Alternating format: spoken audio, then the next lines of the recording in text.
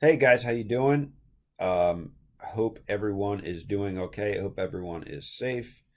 I just wanted to kind of re-explain the concept of an inverse function. So yesterday you saw the video, but what is an inverse function? Basically, what you're doing, you're taking the x values and they are becoming the y values, and the y values are now becoming the x values right here. So the domain, which is the x set of x values, become the range set of the y values. The range becomes the domain. All right, and we'll talk about the graphs later, but right now let's just talk about actually finding the inverse functions and what the steps are. I won't take too much of your time right here with this. All right, this will be a short but sweet video. So let's see here, steps. Your first step in finding an inverse function is to replace the x with the y. All right, that's step one.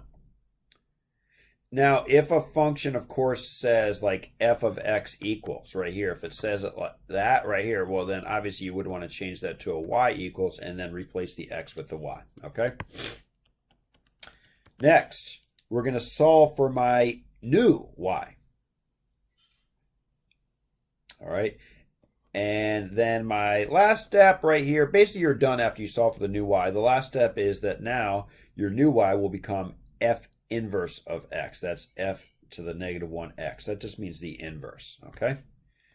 All right, so right here, first of all right, what we're going to do, all right, we're going to replace the x with the y with the x.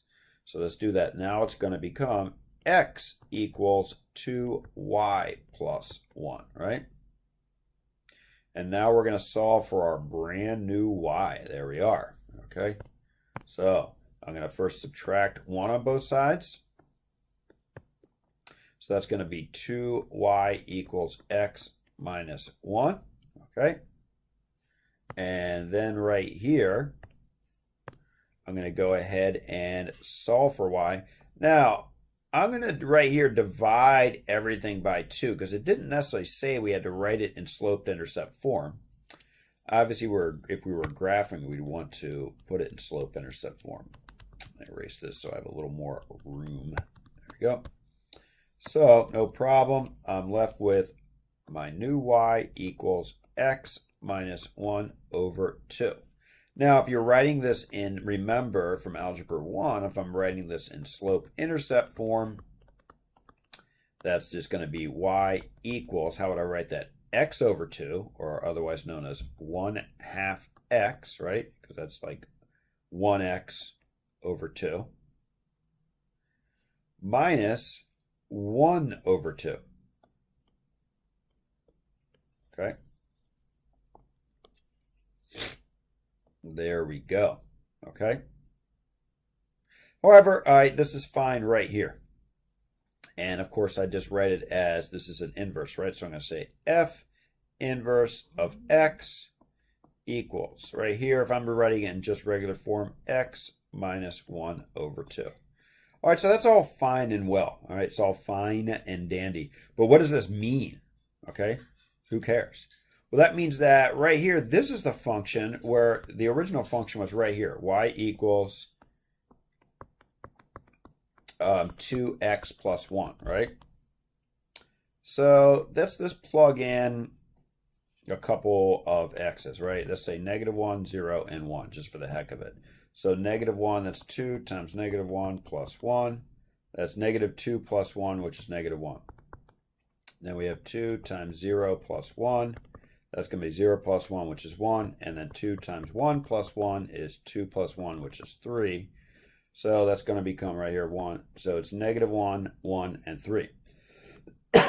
Now, what's going to happen is my new t-table is totally flipped, right? So this t-table right here, I'm going to use a different color, is now going to become something totally different. So now we're going to have right here -1, -1.